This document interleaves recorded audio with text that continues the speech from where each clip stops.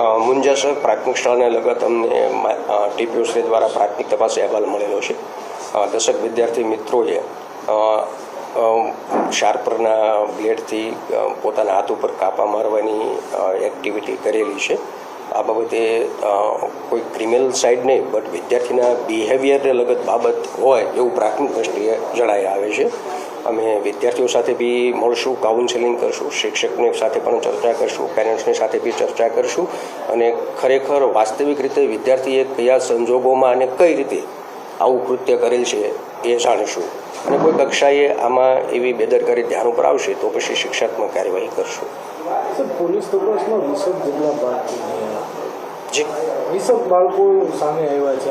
હા, અમને પોલીસ તપાસમાં એવું સંભવ જ છે, કારણ કે અમને પ્રાથમિક તપાસ ટીપીઓ આપ્યો છે, એમાં 10 વિદ્યાર્થીઓ મેન્શન કર્યા છે. બટ ઇવન તો અમે વેરી ડિટેલમાં ઇન્વેસ્ટિગેશન કરશું.